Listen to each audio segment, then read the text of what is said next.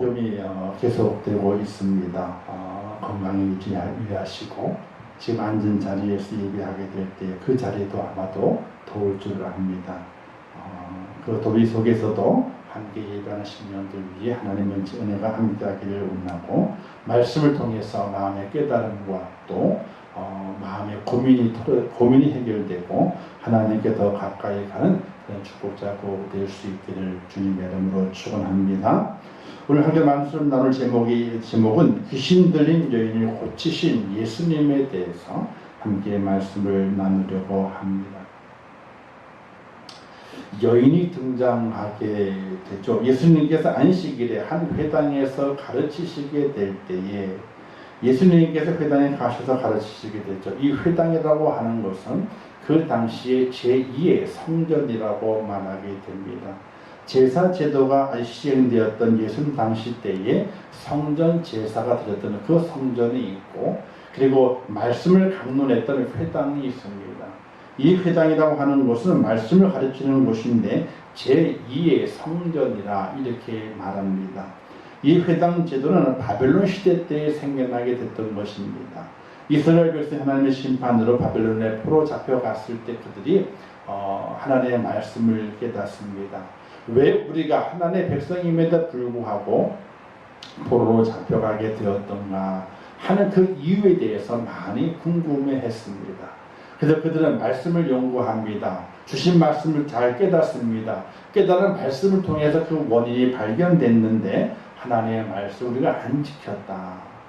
거기에 대해서 깨달음을 갖게 되고, 이제 다시는 이와 같이 포로가 되는 일을 면하고자 하나님의 말씀을 기억해야 되겠다. 기억하기 위해서는 말씀을 배워야 되는데 배우기 위해서는 가르치는 곳이 있어야 되겠다. 이렇게 해서 바벨론 땅에다가 회당을 만들어 놓고 그 회당에서 자기 후손들에게 말씀을 가르쳤습니다. 그 말씀을 가지고 회당 제도가 바벨론 땅에 정착이 되고, 이제 바벨론 포로에서 돌아오게 됐을 때에 몸만 돌아온 것이 아니라 예루살렘 성에 들어와서 예루살렘 성전을 복원하고, 그리고 마을에 회당을 만들어서 하나님의 말씀을 강론하는 회당 제도가 그때부터 포로 이후부터 이스라엘 백성들 속에서 시작이 됐던 것입니다. 그래서 포로 이후에는 제사가 드려지게 되는 성전이 있었고, 그리고 말씀이 강론되었던 회당이라고 하는 곳이 있었습니다. 두 곳이 다 하나님의 말씀, 하나님께 한 곳은 제사로 말씀을 지키는 곳이고, 한 곳은 하나님의 말씀을 가르치고 배움을 통해서 하나님의 말씀을 지켜가는 곳으로 성전의 역할을 감당했던 곳이라고 말할 수 있게 되는 것입니다. 예수님 당시 때에도 회당 제도가 계속해서 운영됐습니다. 그래서 예수님 어릴 때에 유월절 지키기 위해서 부모와 함께 예루살렘 올라갔다가 예수님을 잊어버린 사건이 있지 않습니까? 그 어린 예수님 그때에도 예수님께서 회당에 가서 말씀을 함께 나누는 그 사건이 있었던 것을 바라보면서 회당 제도는 계속해서 존재되었던 것을 보게 됩니다. 그래서 예수님께서 안식일에 회당에 가서 그들을 가르치시게 되면 여러 가지 말들로 가르치십니다. 이때에 그 자리에 한 여인이 등장하게 되었는데 평범한 여인이 아니었습니다. 18해 18년 동안이나 귀신 들려 앓으며 꾸물어져 조금 더 펴지 못하는 여인이었습니다. 일명 우리가 얘기하게 될 때 곱추라 이렇게 말하게 됩니다.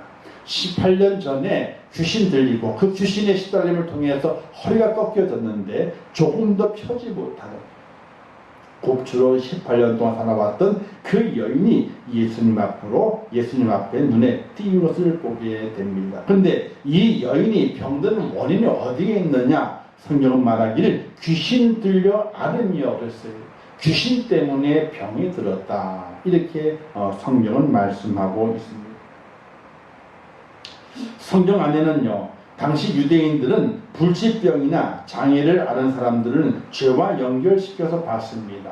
사람이 못 고치는 병에 걸렸습니다. 그러면 귀신 들렸다. 또는 죄가 있다. 죄와 연결시켜 죄가 많음으로 인해서 이런 불치병이나 장애를 가지게 되었다라고 말했던 겁니다. 성경으로 나면서부터 소경된 자를 보게 될 때에 예수님이 이런 질문하지 않습니까? 이 사람이 왜 나면서도 소경이 되었습니까? 부모의 죄입니까? 아니면 본인 자신의 죄입니까?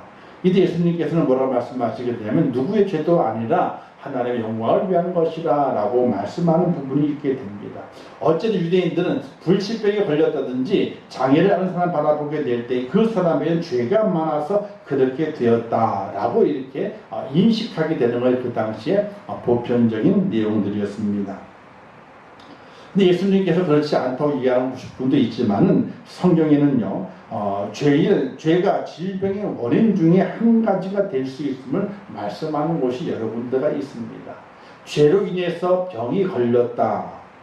이렇게 이야기하는 곳이 있게 되죠. 베드스다 연못에 38년 병자를 예수님 고치시게 되는데 이때 고치신 다음에 그에게 이렇게 말하게 됩니다. 더 심한 것이 생기지 않도록 죄를 범하지 말라. 이 말은 38년 그 병자가 38년 전에 죄를 지어가지고 이게 병을 앓게 되었는데 이제 그 병에서 노인받게 되니까 다시는 이 병을 앓지 않기 위해서 죄를 범하지 말라. 이렇게 말씀하시는 주님의 내용 가운데서 죄로 인해서 병이 온다고 하는 것, 그것도 하나의 원인 중에 한 가지라고 볼 수가 있게 됩니다. 우리가 누가복음 10장을 본문 읽었던 말씀에 1절부터 4절 말씀에 보기 이런 말씀이 있거든요. 빌라도가 죽인 갈릴리 사람 같은 사람들 보게 되는데 그 사람들의 죄가 더 있는 줄 아느냐는 말씀도 있고 또 실로암 망대에 무너져 죽은 18사람이 예루살렘에 간 다른 모든 사람보다 죄가 더 있는 줄 아느냐 이런 말씀하는 내용을 바라보게 될 때에 병이라고 하는 것이 어떤 사고를 만났을 때에 죄와도 연결되어 있음을 이야기하는 겁니다. 그렇다고 해서 모든 병과 모든 사건이 죄와 연결된 것이냐? 그것은 아니라는 것이죠. 일부분에 어떤 경우에는 죄와 연결되어서 병이 생겨나는 경우도 있지만 모든 것이 죄와 연결되어서 병이 생겨나는 것은 아니라는 것입니다. 근데 모든 병이 죄에서 출발했다라고 하는 내용들을 주장하는 사람들이 있습니다. 신천지 사람들이죠. 그 사람들은 모든 병은 죄에서 출발한다는 겁니다. 그래서 코로나 걸렸을 때 그들이 자신이 코로나 걸린 걸 숨기고 도망간 이유들이 뭐냐면은 내가 코로나 왜 걸렸느냐? 죄가 있기 때문에. 그렇게 생각해서 자기의 죄 있는 것을 감추기 위해서 도망다니고 숨었던 그런 내용들이 있습니다. 또한 성락교회 잘 알게 됐죠. 귀신을 이야기하게 되는 그 성락교회에서는 그 모든 병은 죄에서 시작된다. 그래서 감기도 죄를 졌기 때문에, 배가 아파도 죄를 졌기 때문에, 배탈이 나도 죄를 졌기 때문에, 그래서 귀신을 쫓아내야지. 그래서 그 귀신이 죄를 지은 자의 귀신이 붙어서 아프게 한다 해서 귀신을 쫓아낸다고 하면서 여러 가지 많은 행위들을 하게 됨을 통해서 사회적인 무리를 일으키게 된 이단인 것을 볼 수가 있게 됩니다. 모든 병이 죄에서 시작된 것은 아닙니다. 그렇다고 해서 죄 때문에 병이 걸리지 않는다. 그것도 아닙니다. 우리가 잘 이해할 것은 모든 병이 죄에서 시작된 것은 아니지만은 성경 안에는 죄 때문에 병이 걸리는 경우도 존재하고 있다. 이렇게 우리가 알고 있어야 될 것입니다. 자, 이 여인의 병의 원인은 무엇인가? 성경은 말씀하고 있듯이 사단의 영적 공격으로 인한 결과로 이제 병이 앓는 것을 성경은 말씀하고 있죠. 11절 말씀에 귀신 들려 앓으며 라고 말씀하고 있고 16절 말씀 예수님께서도 그러면 18해 동안 사단에게 매인받은 이 아브라함의 딸을 사단에게 매인받은 즉 이 여인이 18년 동안 곱추 허리가 굽어져가지고 펴지 못하는 불편한 그 장애를 가지고 살았던 그 원인이 어디에 있느냐? 바로 이 사단의 공격, 귀신의 공격으로 인해서 이 여인이 이런 고통을 당하고 있다. 이걸 말하게 돼요. 바로 귀신의 존재에 대해서 이야기하고 있습니다. 귀신이 있습니다. 귀신 없는 게 아니에요. 귀신은 분명히 있습니다. 이 귀신은 지금도 우리의 삶 속에 우리를 공격하고 사단의 졸개가 돼서 우리의 마음을 미혹하고 우리를 넘어뜨리기 위해서 동물서주하고 있는 것을 우리가 깨달아 알 수 있어야 됩니다. 이 마지막 때에 우는 사람과 같이 삼킬 자를 찾기 위해서 둘을 헤매고 있다는 사실을 기억하면서 영의 눈으로 사단의 종인 그 귀신이 나를 엄습하지 못하도록, 내게 덤벼들지 못하도록, 나를 넘어뜨리지 못하도록 영적 각성과 기도의 무장과 말씀의 신능력을 간직한 하나님의 사람으로 서 있지 아니하면은 사단의 공격을 통해서, 귀신의 미혹함을 통해서 우리의 믿음이 없어져 버리게 되고, 하나님을 배반하게 되고 우리의 삶 속에 고난과 역경의 삶의 모습으로 우리가 넘어져 버릴 수밖에 없는 그런 삶을 가질 수 있다는 것을 잘 깨달아야 됩니다. 왜? 귀신이 있기 때문에 그렇습니다. 그 귀신의 역할은 우리 일상을 무너뜨리고 우리를 하나님께로부터 멀리 만들게 되며 하나님을 배반하도록 만드는 것이 귀신의 작업이기 때문에 오늘 이 여인도 사단의 영적 공격을 통해서 그가 귀신 들렸고 그 귀신들 영향으로 말미암아 육신이 이제 허리가 굽어지게 되는, 곱추가 되는, 18년 동안이나 그렇게 곱추의 모습으로 허리가 구부러져 조금도 펴지 못하는 불편한 모습으로 그 인생을 삶을 살아왔는데 불행한 여인이다, 이렇게 볼 수 있게 됩니다. 우리 살아갈 동안에 세 가지를 조심해야 돼요. 일반적인 질병에 걸리지 않도록 우리의 몸을 잘 가꿔야 됩니다. 오래 살기 위해서 그런 것이 아니라 오래 사는 문제는 내 소관이 아닙니다. 하나님의 소관입니다. 그러나 일반적으로 건강하게 살기 위해서 내가 우리의 삶을 잘 조절하고 또 관리할 필요가 있습니다. 그리고 두 번째는 죄를 짓지 말아야 됩니다. 죄를 짓게 되면요, 우리의 영이 병들게 되고 우리의 마음이 병들고, 영과 마음이 병들었을 때에 육에 그 영향이 끼쳐져서 육이 시들시들해지게 됩니다. 이로 인해서 질병이 오게 되죠. 또 영적으로 우리가 깨어있어서 귀신이 우리 속에 들어오지 못하도록, 우리를 넘나들지 못하고 우리를 회방하지 못하도록 영성을 강하게 만들어서 하나님의 사람을 온전케 되어 건강을 유지할 수 있는 은혜가 우리에게 필요하다는 겁니다. 그래서 예수 믿으면 부지런해져야 돼요. 일반적으로 자신의 몸을 잘 깨달아서 질병에 걸리지 않도록 조심해야 되고 자신을 잘 관리해야 됩니다. 그리고 죄를 범하지 말아야 됩니다. 왜? 죄로 인해서 병이 오기 때문에 죄를 범하지 말아야 됩니다. 그리고 귀신 앞에 귀신이 우리를 넘나들기 위해서 기회를 누리고 있게 되는데 그 귀신의 권세를 물리칠 수 있는 믿음의 능력을 간직하는 사람이 되어서 영육간의 강건한 자가 되어야 한다는 사실입니다. 자, 근데 이 여인이 병들었습니다. 귀신들의 병이 들었습니다. 18년 동안 그 몸이 불편합니다. 인생이 망가졌습니다. 우리 같으면 인생을 포기했을지 몰라요. 간혹 인간 시대라든지 인간극장 이런 걸 보게 되면은 정말 힘들게 살지만은, 몸이 힘들지만은 그 마음이 아름답고 그 삶을 아름답게 만들어가는 가족들을 볼 수가 있습니다. 어떤 가족은 남편이 키가 작아요. 키가 작은 이유가 허리가 굽어졌기 때문에 키가 작아요. 근데 함께 삽니다. 그리고 자녀를 낳습니다. 자녀들이 그 아버지에게 잘합니다. 아버지가 곱추고 허리가 굽어져가지고 아무 일도 하지 못하는데 그러다 열심히 일합니다. 자기의 본분을 잘 감당합니다. 자녀들이 여러 자녀를 놓고 그 자녀들이 잘 됩니다. 그 잘 되는 그 자녀들이 그 부모를 잘 섬깁니다. 그래서 인간극장에 등장하게 돼요. 또 어떤 경우에는 어머니가 곱친 경우도 있고 장애를 앓고 있습니다. 아니 부부가 다 장애를 앓고 있습니다. 근데 자녀를 낳습니다. 자녀를 잘 기릅니다. 자녀가 열심히 살아 잘 됩니다. 성공합니다. 그 부모를 또 잘 공경합니다. 그런 인간 승리의 모습을 우리가 다큐를 통해서 보는 경우도 있습니다. 자, 이와 같이 이 여인이 병들었는데, 만약 우리가 이 여인처럼 정말 곱추가 됐고 18년 동안 허리를 조금도 펴지 못하게 되는 그 연약한 모습을 하고 있다면 우리는 어떻게 살 것인가? 어떻게? 두 가지 나오겠죠.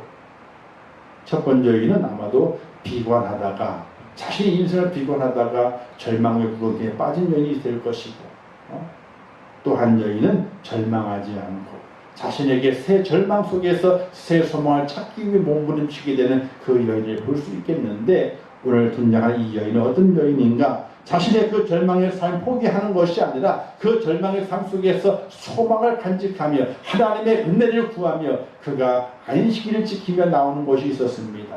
그것이 바로 회당이었다는 것이에요. 즉 신실한 신앙인의 본보기를 보여준 것을 볼 수가 있게 됩니다. 18년 동안 질병의 시련 속에서 하나님을 원망하거나 부인하지 않고 안식이 되면 그 아픈 몸을 추스려서 회당에 나오게 된 여인. 자신의 육신의 질병을 이유로 하나 예배드리는 것을 소홀히 하던 이 여인은 마침내 지극히 큰 복된 보상을 받게 되는 것을 볼 수가 있게 됩니다. 우리 같으면 어떻게 될까요? 예수 믿었다가 갑자기 질병 얻었어. 귀신 들려서 그 귀신의 베개를 말미암아 허리가 꼬부러져 가지고 그 상태로 도저히 치료받지 못하고 회복되지 못하고 그 상태로 18년을 살아왔다면 과연 우리의 마음이 하나님을 찬양하고 예배하는 자리에 우리가 나올 수 있겠느냐는 거예요. 그렇게 자신할 만한 사람은 그리 많지라. 원래 이 여인은 정상이었을 것입니다. 정상이었다가 갑자기 허리가 꼬부러져서 장인이 되어버리게 되고 그 인생의 삶을 망가뜨리게 되는 모부신을 가졌을 때에 얼마나 큰 절망감이 그 여인에게 왔었겠습니까? 그런데 그 여인은 그 아픈 몸, 그 불편한 몸을 추스려서 안식일마다 회당에서 하나님의 말씀을 강론하는 걸 듣고 그 말씀 속에서 소망을 간직하는 여인이었다 하는 것을 알아볼 수 있게 되는 것입니다. 이 여인은 자신의 질병을 이유로 하나님 예배하는 것을 고려하지 않았습니다. 열심히 회당에 나가서 하나님의 말씀을 듣습니다. 근데 왜 회당에 나갔을까라고 생각을 해보게 되면은 이런 이유일 같아요. 성전 제사는요, 온전한 제물만 하나님께 드리는 곳이었어요. 흠이 있는 것은 하나님께 드리지 못했거든요. 제물을 가지고 왔을 때에 아마도 그 여인은 내가 하나님께 드리는 바 되어야 되는데 내 몸이 고부라졌고 이 척추에 장애를 입어서 이 곱추가 되어 있는 내 모습은 하나님께 부족한 흠이 있는 모습이라 하나님께 드릴 수 없다. 하나님께 드릴 수 없는 그 모습이기 때문에 성전 제사를 드리는 곳을 가지 못, 제사가 드려지는 성전 제사에 가지 못하고 말씀이 강론되고 그 말씀의 강론 속에서 하나님의 위로를 얻기 위해서 회당을 찾은 것이 아닌가 이렇게도 생각해 볼 수 있게 됩니다. 사람은 누구나 그렇거든요. 자신이 부족한 거예요. 근데 부족한 것을 가지 못하는 곳에는 자신의 몸을 이끌고 가지 않는 것이 보편적인 인간의 생각의 모습인 것입니다. 아마도 이 여인은 그와 같이 자신의 그 아픈 몸을 추스려서 성전 제사하는 곳을 가지 못하고 단지 하나님을 찾기 위해서 회당에 가서 말씀을 듣고 그 말씀 위로를 받으며 절망 가운데 있는 그 인생의 삶을 소망으로 바꿀 기회를 찾고자 노력했다는 그 여인의 모습을 우리가 상상해 볼 수 있게 됩니다. 그 여인은 아픈 몸을 추스리고 회당에 나옵니다. 질병 때문에 그 질병의 이유로 하나님 예배하는 것을 소홀히 하지 않습니다. 더 철저하게 회당을 가는 날을 지켰을 것이고 하나님의 말씀을 들었을 것입니다. 그에게 지극히 복된 보상이 이루어졌던 것입니다.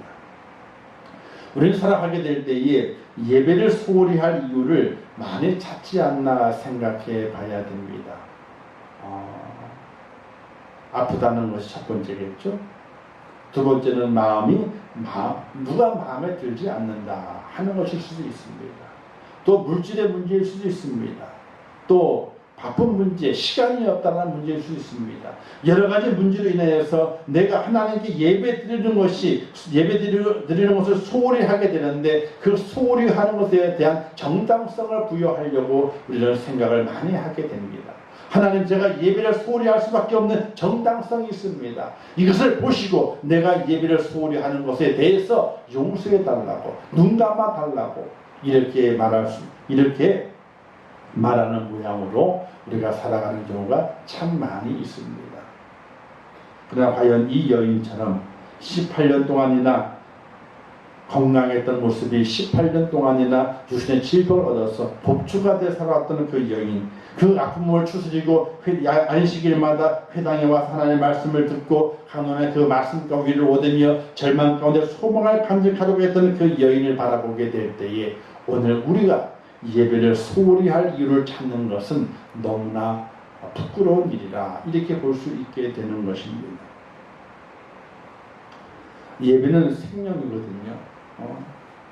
어느 곳에 예배하든 정말 참 예배자가 되어야 되고 우리의 마음과 우리의 정성을 드리는 예배자가 되어야 되며 하나님의 이름을 부르는 모든 곳이 예배의 장소인데 그 예배가 하나님의 받으시는 예배를 드릴 수 있도록 우리가 최선을 다해서 예배하는 예배자의 모습을 간직해야 되는 것입니다.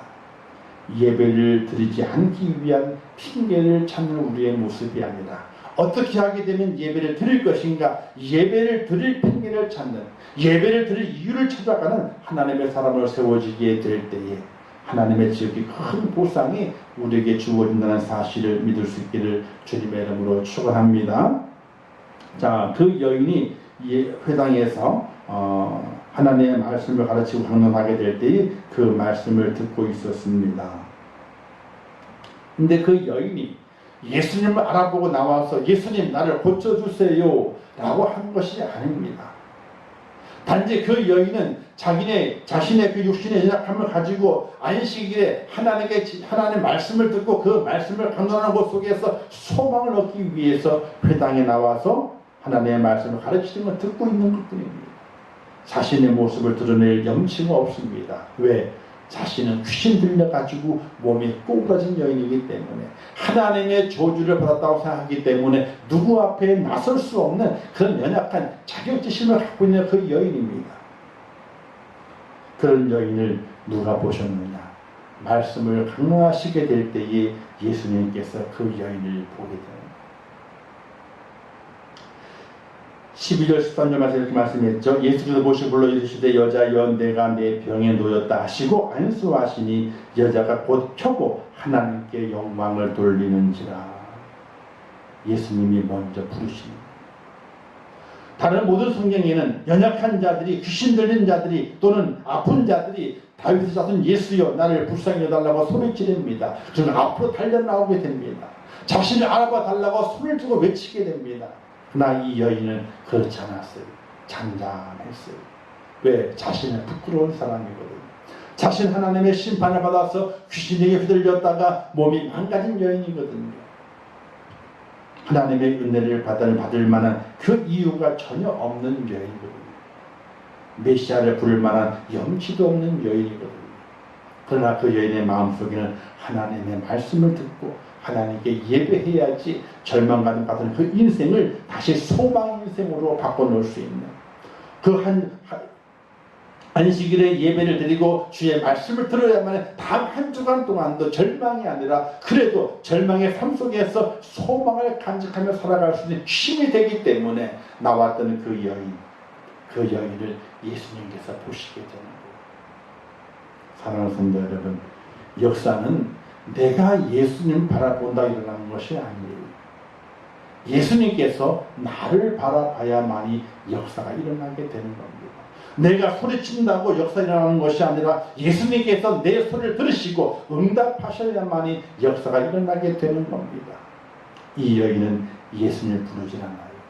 잠잠히 말씀을 들으면서 자신의 절망의 인생의 마음을 추스려가면서 내가 말씀을 듣고 다음 한 주간 동안도 소망 중에 살아가야지, 이런 마음을 가지고 회당에서 말씀의 가르침을 받는 그때에 예수님께서 이 여인을 먼저 부르시게 됩니다. 그리고 말합니다. 여자여 내가 내 병에서 놓였다. 놓이기를 원한다는 것이 아니에요. 놓였다라고 선언하게 됩니다. 놓였다. 믿음을 이야기하지 않습니다. 내 믿음이 너를 구원하였노라라고 여러 군데 말씀하거든요. 근데 예수님께 이 여인에게 믿음을 요구하시는 것도 아니었어요. 왜 요구하지 않았을까요? 회당에 나와 있는 것 그 자체만 가지고도 그에게 믿음이 있음을 예수님께서 확인하신 것이었습니다. 사랑하는 성도 여러분, 오늘 우리가 현장 예배를 드리지 못하고 영상으로 예배하게 됩니다. 어느 곳에 있든지 하나님의 성전의 그 예배를 더욱더 사모해야 됩니다. 그 예배가 얼마나 중요하고 그 예배 그 자리가 얼마나 소중한지 우리의 마음에 간절히 기억하면서 참 예배자가 되기 위한 노력과 열심이 우리에게 필요합니다. 내 삶에 어떤 고난과 역경과 환난과 절망이 몰아친다 할지라도 그건 아무 상관이 없습니다. 예배를 드리지 않을 이유가 되질 않습니다. 하나님의 말씀을 듣고 하나님을 찾는 것은 다른 이유가 있는 것이 아닙니다. 무조건적으로 그 자리에 와야 되고 무조건적으로 그 예배를 드려야 되는 겁니다. 예배의 자리에 있을 때에 예수님께서 내 속에 믿음이 있음을 보신다는 사실이 바로 이 여인에게서 믿음에 대한 이야기가 없습니다. 내 믿음이 너를 구원하였느니라 말한 것도 아니고 여인이 내 믿음을 보십시오라고 말한 것도 아닙니다. 예수님께서 그 여인을 고치십니다. 내가 내 병에서 놓였다. 그 육신의 절망 가운데서 회당에 나온 것만 가지고 그 육신의 절망 가운데서 하나님께 나온 것만 가지고 그 여인의 믿음을 확인하시고 그 여인의 아픔을 그 절망을 소망으로 바꾸시는 주님의 은혜를 이 여인이 입게 되었는데 저와 여러분에게도 이와 같은 은혜를 입는 그런 축복의 은혜가 있기를 주님의 이름으로 축원합니다. 안수하는 여자가 곧 펴고 하나님의 영광을 돌린지라. 안수하셨습니다. 그러자 허리가 펴졌어요. 또독 하며 허리가 펴졌어요. 그리고 여인이 걷게 됐어요. 그 여인이 하나님께 영광을 돌립니다. 그 여인의 마음속에는 이런 기적 같은 일들이 일어날는지 한 번도 생각해 본 적이 없을 겁니다. 늘 실로암 연못에서 베데스다 연못에서 기다리는 그 사람들 볼 수가 있게 됐죠. 천사가 동하게 될 때에 이제 그 천사가 동하게 될 때에 가장 먼저 들어가는 자들이 병이 낫게 되는 그런 기적을 경험하기 위해서 모인 병자들이 많은 곳이었습니다. 거기에 나온 자들은 병을 고치기 위해서 베데스다 연못가에서 평생이 아니라 38년 병자는 38년 동안이나 거기서 있었습니다. 병 낫기를 위해서. 그런데 이 여인은 병 낫기를 위해서 회당에 온 것이 아니었어요. 바로 하나님의 말씀을 경청하고 그 말씀을 들음을 통해서 자기의 절망과도 같은 인생의 삶을 이제 말씀을 들음을 말미암아 한 주간 동안 삶을 소망으로 바꾸기 위해서 그 여인이 회당에 나왔다는 것입니다. 회당에 그 여인이 나왔습니다. 자신의 부족함과 약함과 볼품없는 그 모습을 하나님께 보여드리면서 부끄러움을 감내하고 예배드리러 하나님께 나옵니다. 그 믿음이 그에게 큰 상을 받게 되는 축복의 근원이 되었다는 것입니다. 그래서 하나님의 영광을 돌렸습니다. 하나님께 온전히 감사했습니다. 오늘 우리에게도 그와 같은 은혜와 그와 같이 영광을 돌리는 그런 축복의 자리에 주님을 꼭 될 수 있기를 주님의 이름으로 축원합니다. 자, 그런데 이렇게 영광 돌리는 자리에 찬물을 끼얹는 그런 한 사람이 등장하게 되죠. 회당장이 등장합니다. 회당장이 말하기를 엿새 동안이나 날이 있는데 왜 꼭 안식일에 하지 말아야 할 것을 하느냐, 이렇게 예수님이 하신 일에 대해서 찬물을 끼얹습니다. 그 당시 안식일에는 일하지 않아야 됐던 것입니다. 일하지 않는 것이 엄청나게 많아요. 그 당시 사람들은 안식일을 거룩히 지켜라 하는 이야기는 안식일에 일하지 말라, 이것과 동일시해서 아무 일도 해서는 안 되는 겁니다. 성경에 보기 예수님께서 안식일에 병을 고치는 일이 많아요. 손 마른 자를 고치시는 것도 있으시고 38년 된 중풍병자를 고치시는 것도 그렇고 또 안식일에 별 이삭을 훑어먹는 것 지자들의 모습도 그렇고 안식일의 여러 가지 사건들을 많이 일으키는 것을 볼 수가 있게 됩니다. 요한복음 7장에 보기 예수님께서 안식일에 38년 동안 중풍을 고치는 사람을 고치시면서 이제 말씀하시는 것이 있습니다. 이렇게 말씀하게 되죠. 모세율법을 범하지 아니하려고 사람이 안식일에도 할례를 받는 일이 있거든 내가 안식일에 사람의 전신을 건전하게 한 것은 너희가 나를 노엽게 하느냐, 외모로 판단하지 말고 공의롭게 판단하라, 이런 말씀이 있습니다. 공의롭게 판단하라. 뭐가 공의겠느냐, 뭐가 하나님의 뜻이겠느냐, 하나님의 뜻을 알고서 판단하라, 이렇게 충고했던 예수님의 말씀이 있게 됩니다. 이와 같이 이 회당장에다 그와 같은 모습으로 충고하시게 됩니다. 겉으로만 뭔가를 지키려 하는 것을 책망하시게 됩니다. 어떻게 책망하느냐? 안식일에 사람들 어떻게 하느냐? 자기의 소나 나귀를 외양간에서 풀어서 끌고 가서 물을 먹이지 않느냐? 가축들도 목이 마르기 때문에 안식일에도 그들 가축을 풀어가지고 끄집어내서 우물가에 가서 물을 먹게 하지 않느냐? 그것이 일이 아니냐? 그런데 18해 동안 사단에게 매인받은 아브라함의 딸을 매인 곳에서 풀어놓는 것이 왜 합당하지 아니하냐 이렇게 되묻게 됩니다. 너희의 외식을 끊어버려라 이렇게 말씀하시게 됩니다. 자, 가축이 중요한가요? 사람이 중요한가요? 사람이 중요하죠. 가축도 귀하죠. 그냥 가축 귀하지만 사람보다 귀하지 않습니다. 사람 하나에 가축 1000을 바꾼다고 바꿀 수가 없는 겁니다. 그만큼 귀한 것이 사람입니다.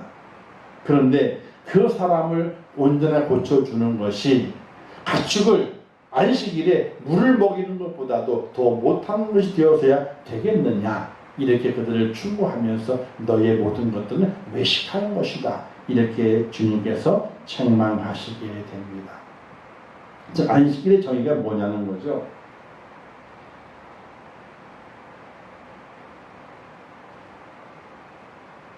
자, 안식일의 정의는요.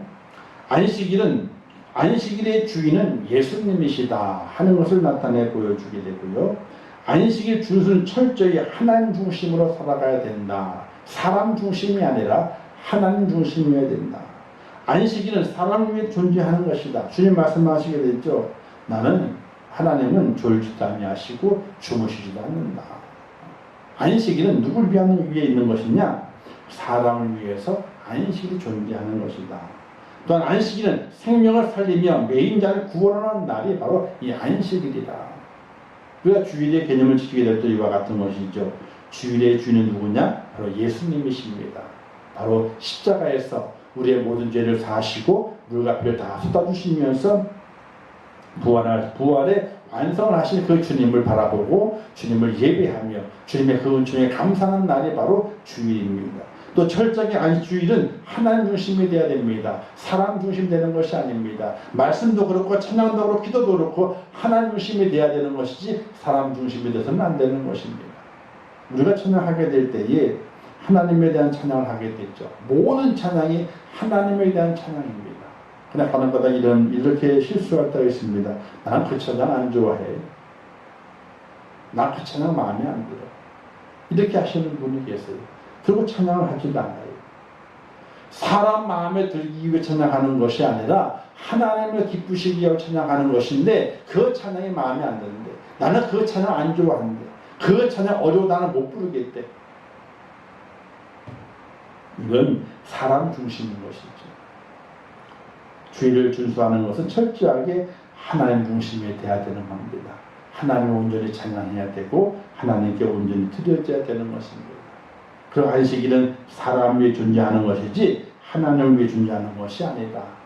안식일을 지키지 않으면 첫 번째 육신적으로 피곤함을 면치 못하게 돼요.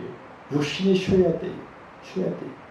그리고 안식일이 존재하는 것은 하나님의 영광을 돌림을 통해서 우리의 영혼이 새로운 안식을 얻게 되는, 우리 영혼이 평안함을 얻게 되는 은총을 받는 그 날이 바로 주일의 개념이 모습인 것입니다. 그리고 주일날에는 생명을 살린 매인 자를 구원하는 복음을 전하고 연약한 자를 돌아보는 날이 주일입니다. 이와 같이 이 날의 이 안식일의 정의를 우리가 바르게 지키지 아니하면 우리도 외식하는 자의 모습으로 부끄러움을 당할 수밖에 없다는 사실입니다.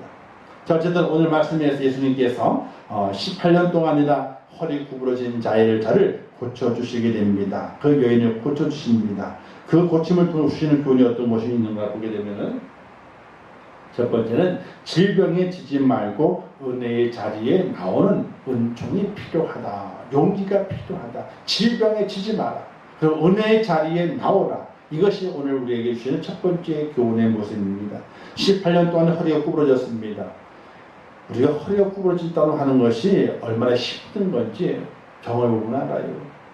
간혹가다 할머니가 할아버지가 허리가 구부러지는 것이 완전히 기역자로 다니셔요. 기역자로 구부러져가지고 한참 걸으시다가 허리를 피십니다.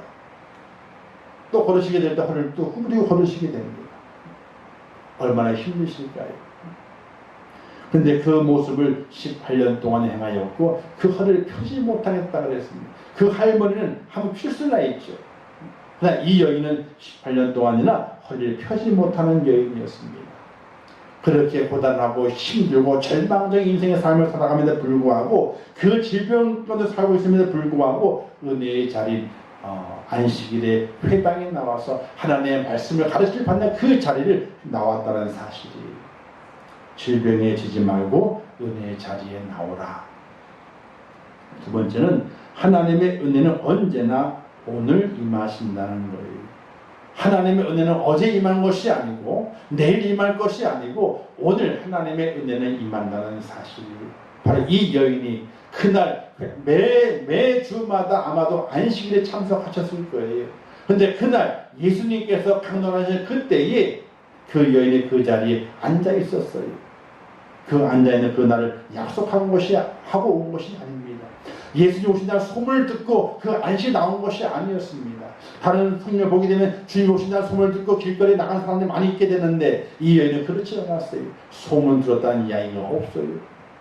근데 이 여인은 매일매일 안식일을 지키는 그 날에 나갔습니다. 그 날에 그날 주의 은혜를 받아야지 한 주간 동안 살 수 있었기 때문에 그날 주의 은혜를 받기 위해서 그 안식일에 그날 나갔던 거예요. 오늘 주신 은혜를 그 여인이 받게 돼요. 그 전주까지는 한 주간 동안 살 소망을 얻었지만 그러나 오늘 주님께서 그에게 베풀었던 것은 평생 동안 누려야 될 기쁨과 소망을 그 여인이 보상으로 받게 되는 은총의 다리를 가질 수 있었다는 사실이 사랑하는 성도 여러분, 오늘 하나님의 은혜가 임하십니다. 그 오늘 임하신 그 하나님의 은혜를 받게 됐을 때 우리의 평생이 보장이 되고 영원히 보장이 됩니다. 그 은혜가 여러분에게 저와 여러분의 복이 있기를 주님의 이름으로 축원합니다. 마지막 세 번째는 하나님의 영광을 위한 날을 만들어 가라. 하나님의 영광을 위한 날. 우리 살아가게 될 좋은 일이 생기잖아요. 그러면 기뻐하고 즐거워합니다. 나의 힘을 보라. 나의 능력을 보라. 지금 이제 올림픽이 진행이 되면서 금메달 따는 분도 있고 은메달 따는 선수도 있고 동메달 또 그렇지 못한 분들도 있습니다. 숱한 사람들이 국가를 대표해 나와서 국가에서 1등이었거든요. 세계에서 경쟁하게 될 때에 이제 금메달, 은메달, 동메달 따지 못해서 귀국하는 선수들도 많이 있습니다. 엄청나게 많이 있게 됐죠. 그들은 누구의 영광을 위해서 그렇게 수고하고 애쓰고 힘들고 땀 흘렸던가? 바로 자기의 영광이었습니다. 오늘 우리 그리스도인들은 누구의 영광을 위해 살아가야 되는 것인가? 하나님의 영광을 위한 날을 만들어갈 수 있어야 됩니다. 자, 이 여인이 다 고침받았습니다. 이 여인이 하나님께 영광을 돌렸어요. 그 여인의 삶이 절망에서 소망으로 완전히 바뀌었거든요. 바뀌는 그 순간에 하나님께 영광을 돌렸어요. 우리가 사도행전에 보게 되면은 베드로와 요한이 미문을 지나가게 될 때에 나면서부터 안전병이 된 자가 구걸을 하고 있었습니다. 한 분 주세요라고 했을 때에 베드로가 말하죠. 나는 은과 금은 없지만은 내게 있는 예수를 준다. 주님을 줬어요. 복음을 전했습니다. 그 복을 받은 그 사람이 그 자리에 일어나서 걷기로 뛰면서 성전에 들어가서 하나님을 찬양했다라고 했습니다. 오늘 우리의 삶 속에서 은혜를 받으면 하나님의 영광을 위한 찬송이 우리에게 있어져야 됩니다. 고난에서 환난에서 역경에서 극복하게 되고 승리하게 되면 하나님의 영광을 돌리는 축복의 사람이 되어야 됩니다. 우리가 매일매일 하나님의 영광을 위한 날을 만들어가기 위해서 준비하게 될 때에 그곳에 하나님의 영광이 임하게 되고 영광이 임한 그 자리 우리에게는 기적이 나타나게 된 놀라운 축복을 경험하는 하나님의 사람이 될 수 있다는 사실입니다. 사랑하는 성도 여러분, 28년 된 이 여인, 허리를 조금 더 펴지 못하는 한 여자를 통해서 우리는 많은 교훈을 얻습니다. 질병에 지지 말고 은혜의 자리에 나와야 됩니다. 또 하나님의 은혜는 언제나 임하지만은 그러나 오늘 임합니다. 오늘 임합니다. 하나님의 은혜는 언제나 임하지만은 내게 임하는 것은 오늘 임합니다. 그 사실을 확실히 깨달아야 됩니다. 믿음도요, 어제의 믿음이 좋은 게 아닙니다. 내일의 믿음이 좋은 것이라고 말할 수 없습니다. 오늘 믿음이 좋아야 됩니다. 오늘의 문제예요. 어제 잘하고 오늘 잘 못한다. 소용이 없습니다. 오늘 못하면서 나는 내일 잘할 거야. 아무 소용도 없습니다. 오늘 내 믿음이 좋아야 되고 오늘 잘해야 되고 오늘 사랑해야 되고 오늘 뭔가 하나님 앞에 은혜를 받는 그 자리에 오늘 내가 서 있어야 됩니다. 오늘이 중요합니다. 어제도 중요하죠. 그러나 어제보다는 오늘이 중요합니다. 내일도 중요합니다. 그러나 내일은 더 중요하지 않습니다. 오늘이 중요합니다. 우리는 모든 날들을 누구의 날로 만들어 가야 될 것인가? 하나님의 영광을 위한 날로 만들어 가야 됩니다. 살든지 죽든지 먹든지 마시든지 무엇을 하든지 하나님의 영광을 위한 것을 위해 하겠다라고 고백해 사도 바울의 그 고백이 그와 같은 겁니다. 모든 날들을 하나님의 영광을 위한 날로 만들겠다고 하는 그런 고백이 우리에게 필요합니다. 잘 될 때도 하나님의 영광, 어렵고 힘들 때도 하나님께 영광, 아프고 절망 속에서도 하나님께 영광, 우리의 삶의 어떤 순간에도 하나님의 영광을 위한 날로 만들어 하겠다고 하는 그런 믿음의 결단이 있는 그에게 하나님께서 그 오늘 은혜를 베푸시고 질병을 이겨내게 만듭니다. 기적이 일어나게 만듭니다. 절망에서 소망으로 인도하게 됩니다. 그런 분이 바로 하나님이십니다. 그 하나님의 은혜를 입었던 이 여인처럼 오늘 우리도 하나님의 은혜를 입고 이 여인처럼 절망에서 소망으로 하나님의 영광을 위한 나를 만들어가는 그런 축복자로 저와 여러분 세워질 수 있기를 주님의 이름으로 축원합니다. 기도하겠습니다. 좋으신 아버지 하나님을 감사합니다. 오늘도 귀한 말씀 주셨습니다. 18년 된 이 여인, 허리를 조금 더 펴지 못하는 이 여인이 회당에 나와서 하나님의 가르침을 받게 될 때에 예수님께서 그 여인을 보시고 그를 축복하십니다. 병에서 놓입니다. 온전하게 고쳐집니다. 하나님의 영광을 드러내는 그 여인이 됩니다. 저희를 붙잡아 주옵소서. 우리에게도 이와 같이 질병에 지지 않고 예배의 자리를 중요하게 여깁니다. 오늘 하나님의 은혜를 입는 것이 소중한 것을 깨닫게 하시고 하나님의 영광의 날을 만들기 위해서 더욱더 기도하고 말씀에 세워지며 하나님께 더욱더 우리의 몸을 보이는 축복자가 될 수 있도록 은혜를 베풀어 주시옵소서. 이 여인을 통해서 주시는 교훈을 잘 깨닫게 하시고 우리의 마음에 잘 새겨서 우리의 신앙에 큰 도움이 되게 하시고 믿음의 성숙한 자가 될 수 있도록 축복하여 주시옵소서. 예수님의 이름으로 기도하옵나이다. 아멘. 주기도문 하겠습니다. 하늘에 계신 우리 아버지여, 이름이 거룩히 여김을 받으시오며 나라에 임하옵시오며 뜻이 하늘에서 이룬 것 같이 땅에서도 이루어지리라. 오늘날 우리에게 일용할 양식을 주옵시고 우리가 우리에게 죄 지은 자를 사하여 준 것 같이 우리 죄를 사하여 주옵시고 우리를 시험에 들게 하지 마옵시고 다만 악에서 구하옵소서. 대개 나라와 권세와 영광이 아버지께 영원히 있사옵나이다. 아멘.